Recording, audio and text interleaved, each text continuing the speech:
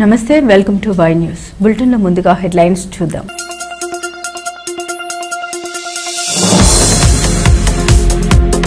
అనకాపల్లి జిల్లాలో హోంమంత్రి పర్యటన, నక్కపల్లిలో అభివృద్ధి పనుల్ని ప్రారంభించిన వంగలపూడి అనిత.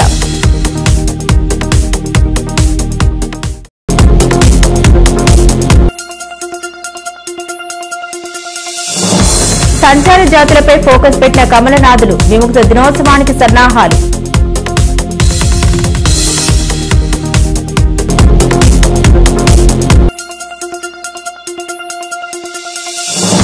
కోస్తాలో కుంభవృష్టి, నిండుకుండల ఉత్తరాంధ్ర.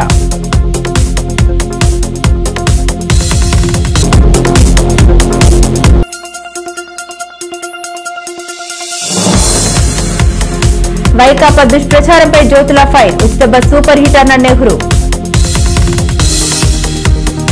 అనకాపల్లి జిల్లా నక్కపల్లి ప్రభుత్వ ఆసుపత్రిని 100 పడకల హాస్పిటల్ గా అభివృద్ధి పరుస్తామని, అదేవిధంగా ట్రామా కేర్ సెంటర్ ను కూడా ఏర్పాటు చేస్తామని హోంమంత్రి వంగలపూడి అనిత తెలిపారు. పాయకరావుపేట నియోజకవర్గ పర్యటనలో భాగంగా ఇవాళ హోంమంత్రి నక్కపల్లిలో పలు అభివృద్ధి కార్యక్రమాలకు ప్రారంభోత్సవం చేశారు.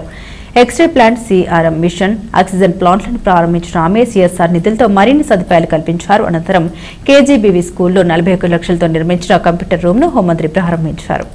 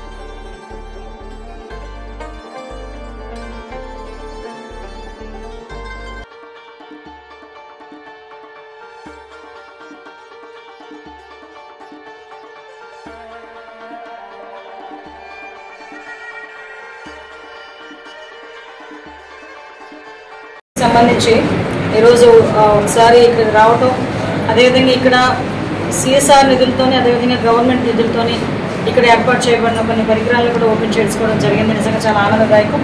ఈరోజు ఈ హాస్పిటల్లో ఎక్స్రే ప్లాంట్ గవర్నమెంట్ నుంచి 17,50,000 రూపాయల ఎక్స్రే ప్లాంట్ ఒకటి, సిఆమ్ మిషన్ ఒకటి 18 లక్షల రూపాయలు పెట్టి అది కూడా గవర్నమెంట్ నుంచి వచ్చింది.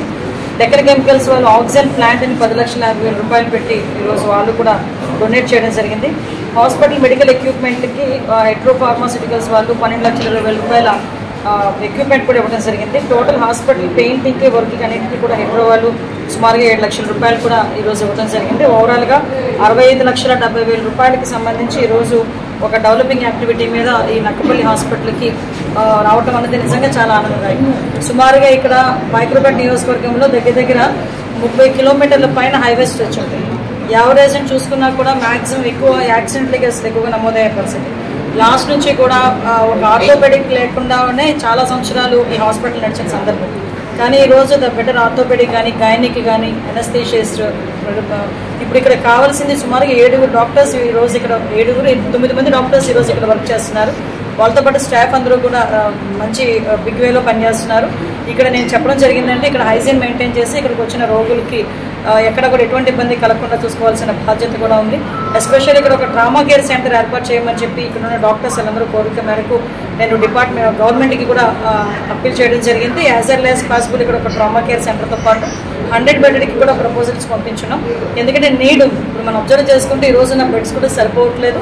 అట్ ద సేమ్ టైం మనకి ఓపీ కూడా around 450 to 500 per day OP కూడా వచ్చే పరిస్థితి కనిపిస్తాం. కాబట్టి చుట్టుపక్కల ప్రజలందరికీ కూడా ఇదే హాస్పిటల్ మనకి. కాబట్టి హాస్పిటల్ డెవలప్ చేసుకోవాల్సిన బాధ్యత మనందరి మీద ఉంది. దీనికి గవర్నమెంట్ దగ్గర నుంచి కూడా 100 బెడ్గా చేయడం ఒకటి, ట్రామా కేర్ సెంటర్గా మార్చడానికి కూడా నా వంతు నేను సహాయ సహకారాలు అందిస్తానని తెలియజేసుకుంటూ ఇక్కడ డాక్టర్స్ని అదేవిధంగా నర్సులందరినీ కూడా మనస్ఫూర్తిగా అభినందిస్తున్నాను. భారతీయ జనతా పార్టీ అర్థం సంచార విముక్త జాతుల దినోత్సవాన్ని నిర్వహిస్తోందని ఆ పార్టీ సీనియర్ నేత ఎమ్మెల్సీ సోము వీర్రాజు తెలిపారు. దేశంలో చరిత్ర కలిగిన 27 సంచార జాతులు ఉన్నాయని, ఈ జాతులను గౌరవించాలని ప్రధాని నరేంద్ర మోదీ నిర్ణయించారన్నారు. స్వాతంత్ర్య సంగ్రామంలో ఈ జాతుల కృషిని ప్రధాని గుర్తించారన్నారు. ఈ జాతుల అభివృద్ధికి జిల్లా స్థాయిలో ప్రత్యేక సమావేశం నిర్వహిస్తామని వీర్రాజు రాజమండ్రిలో తెలిపారు. అందులో భాగంగా 1వ తేదీ రాజమండ్రి నగరానికి వస్తున్నారు శ్రీ పివిఎన్ మాధవ్ గారు. ఆ కార్యక్రమాన్ని మన భారతదేశంలో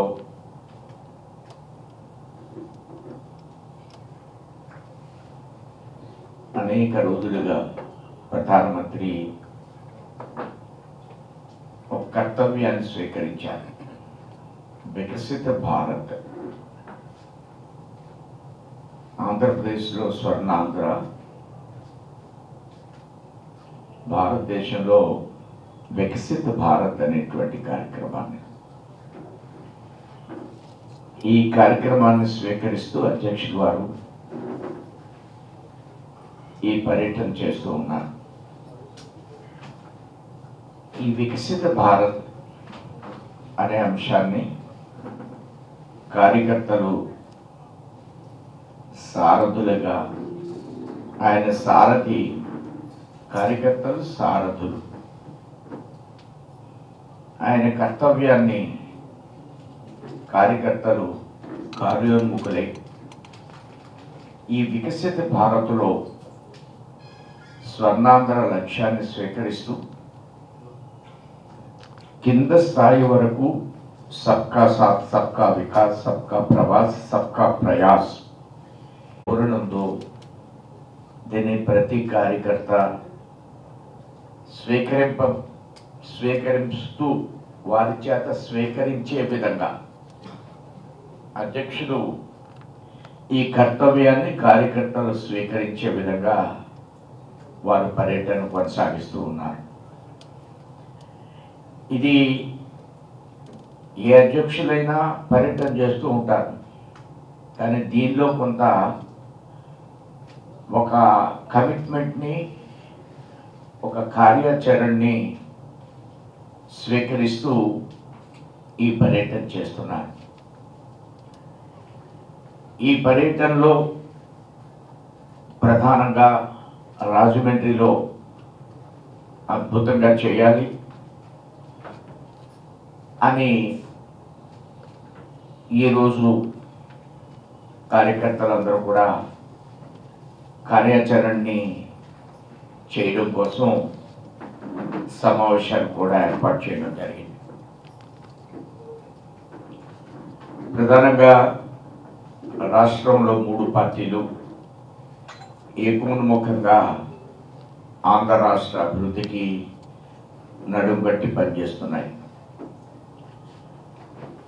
ప్రతిపక్షం నిర్వీర్యమైంది, డిపాజిట్ను కోల్పోయింది జరిగినటువంటి బై ఎలక్షన్స్లో.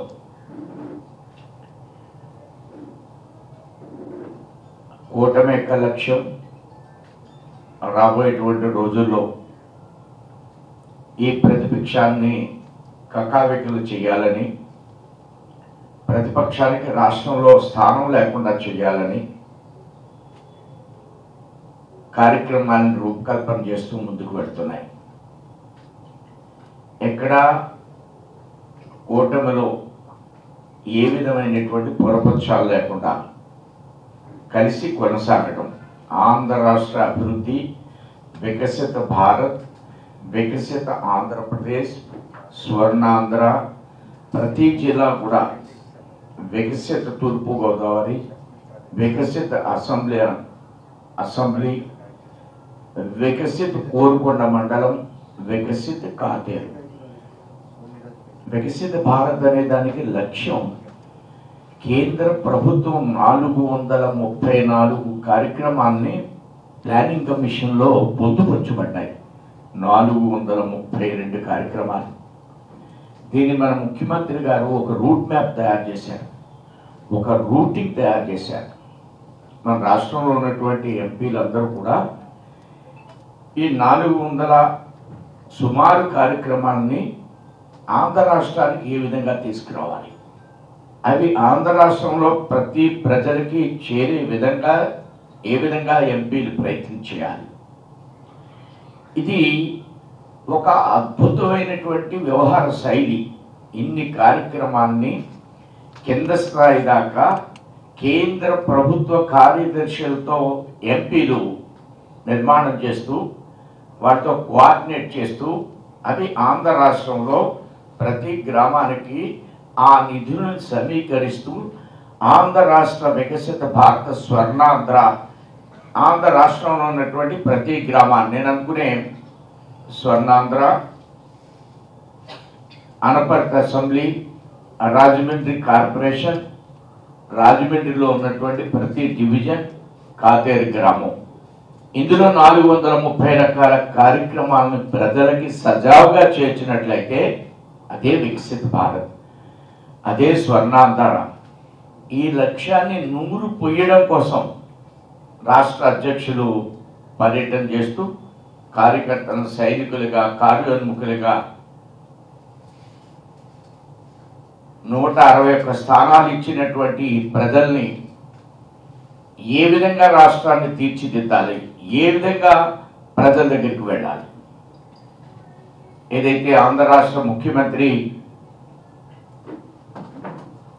మీరు గమనించినట్లయితే భారతీయ జనతా పార్టీ రాష్ట్ర అధ్యక్షులు పివి మాధవ్ సెప్టెంబర్ 1న తూర్పుగోదావరి జిల్లాలో పర్యటిస్తారని అనపర్తి ఎమ్మెల్యే నల్లమిల్లి రామకృష్ణారెడ్డి తెలిపారు. జిల్లాలో పార్టీ ఏర్పాటు చేసిన కార్యక్రమాల్లో పాల్గొంటారని తెలిపారు. రాజమండ్రి పార్టీ కార్యాలయంలో మీడియా సమావేశంలో మాట్లాడిన రామకృష్ణారెడ్డి వైకాపా అధినేత జగన్మోహన్ రెడ్డిపై ధ్వజమెత్తారు. పులివెందుల ఓటమి తర్వాత రాష్ట్రంలో జగన్ జాడ కనిపించడం లేదని ఆరోపించారు.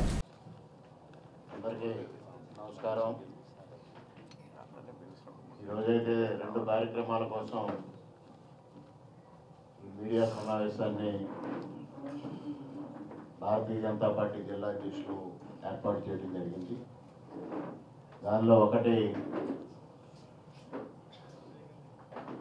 30వ తేదీన స్ఫూర్తి అనే కార్యక్రమం ద్వారా ఏదైతే సంచార జాతుల విముక్త దినోత్సవం ఉందో ఆ దినోత్సవం సందర్భంగా భారతీయ జనతా పార్టీ సంచార జాతుల యొక్క అభ్యున్నతి కోసం, సంచార జాతుల యొక్క వారిలో ఉన్న ఆత్మ న్యూన్యత పోగొట్టి వారిని ఆర్థికంగా, సామాజికంగా అభివృద్ధి చేయాలనే ఆలోచనతో వారికి సంబంధించిన కార్యక్రమాన్ని, స్ఫూర్తి అనే కార్యక్రమాన్ని తీసుకోవడం జరిగింది.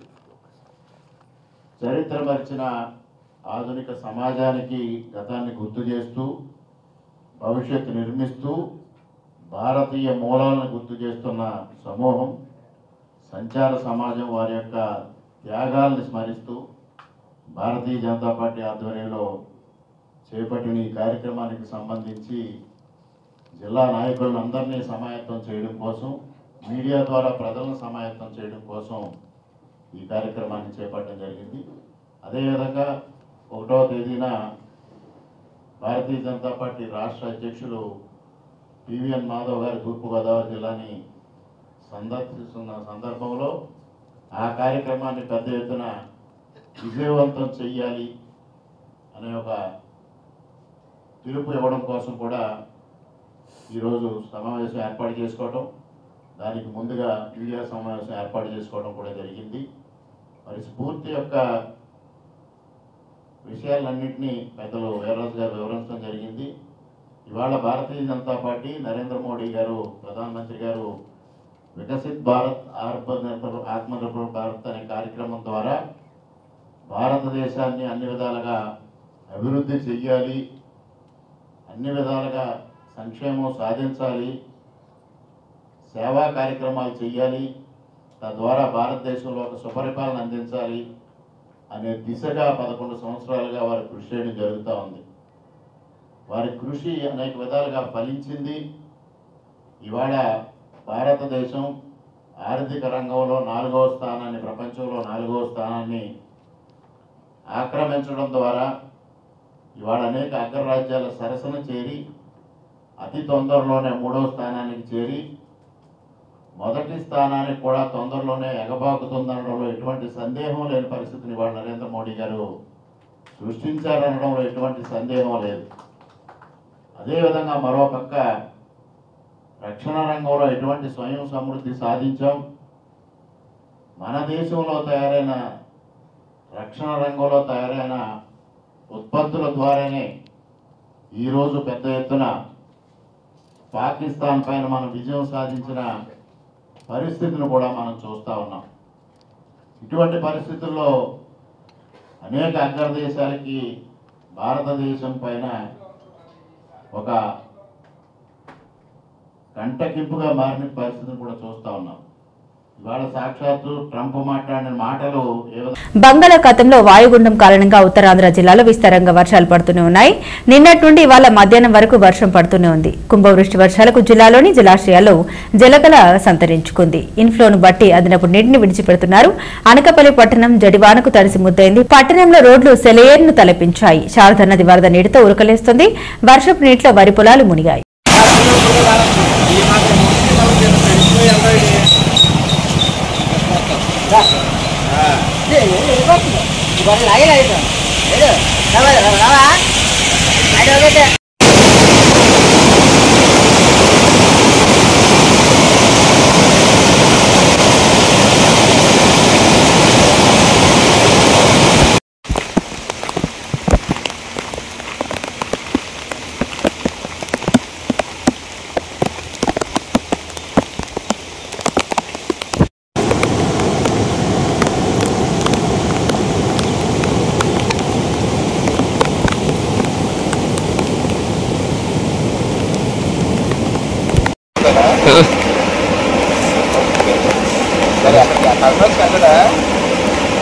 లేదు సార్ ఇవాళ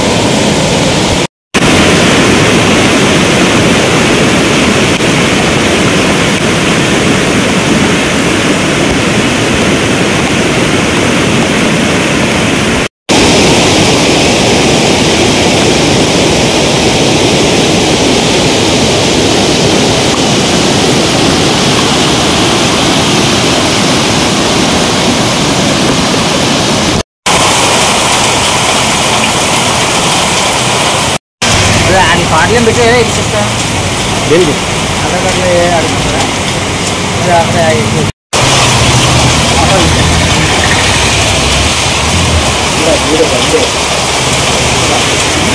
ఎక్కువ మరి అంటుంది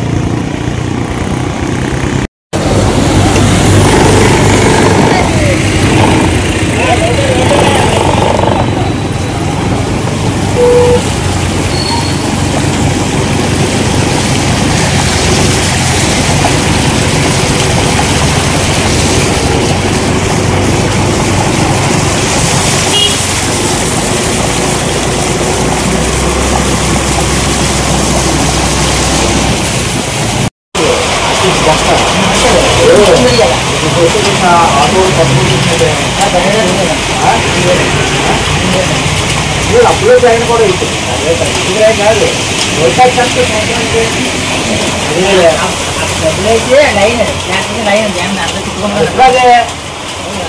రాష్ట్ర ప్రభుత్వం సూపర్ 6 పథకాల్లో భాగంగా మహిళలకు స్త్రీశక్తి పేరుతో ప్రవేశపెట్టిన ఉచిత బస్సు పథకంపై వైసీపీ దుష్ప్రచారాన్ని ఎమ్మెల్యే జ్యోతుల నెహ్రూ తీవ్రంగా ఖండించారు. జగంపేట టీడీపీ కార్యాలయంలో జగంపేట ఎమ్మెల్యే టీటీడీ బోర్డు సభ్యులు మీడియా సమావేశంలో ఎమ్మెల్యే జ్యోతుల నెహ్రూ మాట్లాడారు. ఫ్రీ బస్సు పథకం ప్రారంభించిన 3 రోజులకే ఫెయిల్యూర్ అని వైసీపీ పార్టీ విమర్శించడం, సాక్షి పత్రికలో అసత్య కథనాలు రాయడంపై తీవ్రస్థాయిలో ధ్వజమెత్తారు. ఎక్స్ప్రెస్ లో ఉచితం లేదంటూ వైఎస్సార్ కాంగ్రెస్ పార్టీ దుష్ప్రచారం చేస్తోందని, గోకవరం డిపోలో 54 బస్సులు ఉంటే అందులో 42 బస్సులో ఉచిత పథకం వర్తిస్తోందన్నారు. జగ్గంపేట నియోజకవర్గంలో ఆటో కార్మికులను ఆదుకునేందుకు జ్యోతుల నెహ్రూ ఫౌండేషన్ ద్వారా 2000 మందికి 25 కేజీల చొప్పున బియ్యం అందించి తాత్కాలికంగా ఆదుకోవడం జరుగుతుందని తెలిపారు. పెద్దలు వైఎస్ఆర్ కాంగ్రెస్ పార్టీకి సంబంధించినటువంటి నాయకులు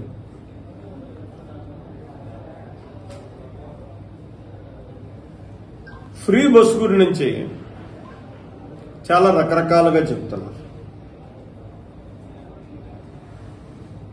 ఏమని చెప్తున్నారు? ఇవాళ ఆ పేపర్లో చూస్తే ఒక ఆమెతోటి మా ఊరికి బస్సు రావట్లేదు, నేను ఎక్కడి నుంచి ఎక్కను. అన్ని ఊళ్ళకి బస్సులు గతంలో ఉన్నాయా? ఉంటాయా? అవసరం మేరకు అక్కడ ఉండేటటువంటి దీని మేర ప్రయాణికులకు ఇది మేరకు బస్సులు రూట్లు సెలెక్ట్ చేసుకుని ఆ రూట్లకి వేస్తారు.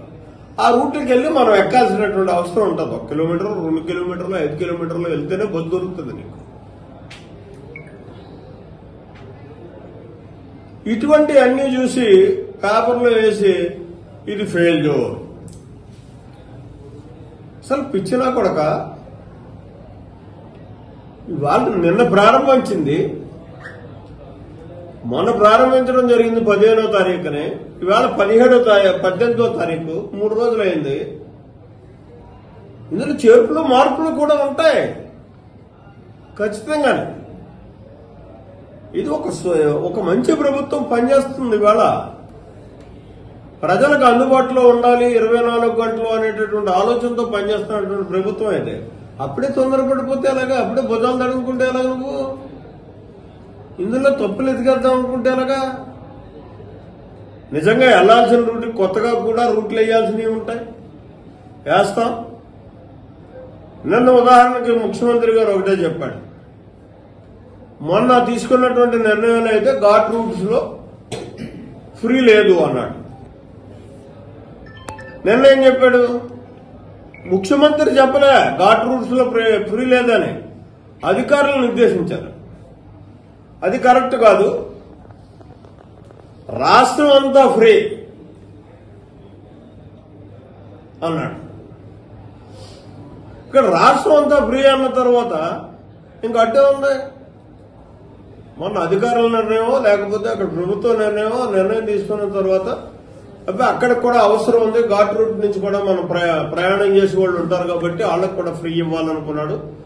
ఆయన అనౌన్స్ చేశాడు మళ్ళీ. అలా ఇంకా దీన్ని 1 నెల 2 నెలల దాకా కూడా ఇందులో సర్దుబాట్లు ఉంటానే ఉంటాయి. రెండోది, ఒక పెద్ద మనిషి అంటాడు ఎక్స్ప్రెస్ అలాగే ఇవ్వలేదు. మా డిపోలో చూసుకున్నట్టయితే 3 రకాల బస్సులకే ఇచ్చారు. 3 రకాల బస్సులకు ఇవ్వడం ఏంటండి? గోకవరం బస్సు డిపోలో 54 బస్సులు వస్తుంటే 54 బస్సులు అక్కడి నుంచి ప్రయాణం స్టార్ట్ అవుతుంటే 54లోనే 42 బస్సులు ఫ్రీ బస్సులుగా వెళ్తున్నాయి మహిళా సోదరిమణులకి. 12 బస్సులే ఫ్రీ కానీ అవి అంతర్రాష్ట్రాలకు వెళ్ళాయి కాబట్టి తర్వాత సూపర్ డీలక్స్లు ఇటువంటి వాటిలో ప్రయాణం ఏం చేయాల్సిన పని లేదు.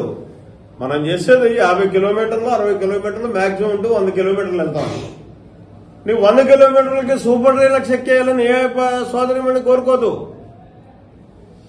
నేను పత్రికలో చూశాను, 1110 రూపాయలు నాకు లబ్ధి చేకూరింది నా కుటుంబానికి, నేను విజయవాడ వెళ్తుంటే అని చెప్పి అంబాజీపేట నుంచి.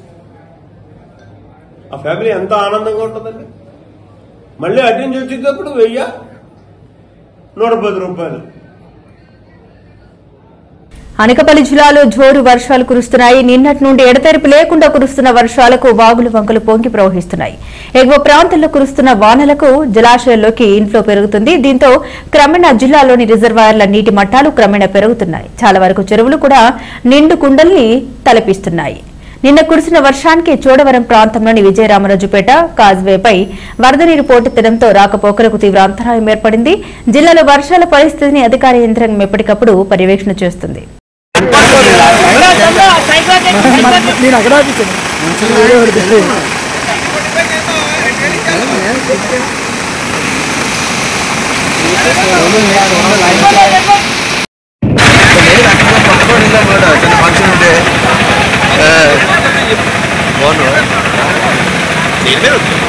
बस एक बार जल्दी से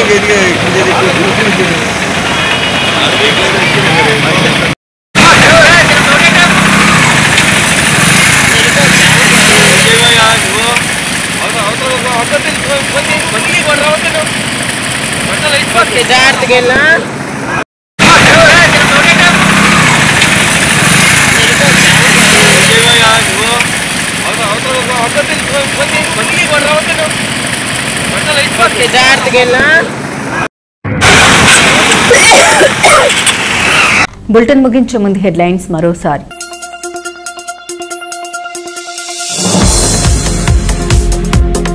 అనకాపల్లి జిల్లాలో హోంమంత్రి పర్యటన, నక్కపల్లిలో అభివృద్ధి పనుల్ని ప్రారంభించిన వంగలపూడి అనిత.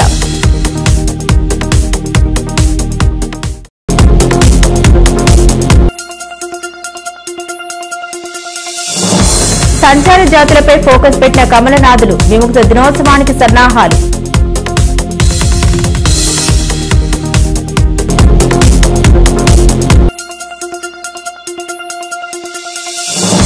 కోస్తాలో కుంభవృష్టి, నిండుకుండల ఉత్తరాంధ్ర.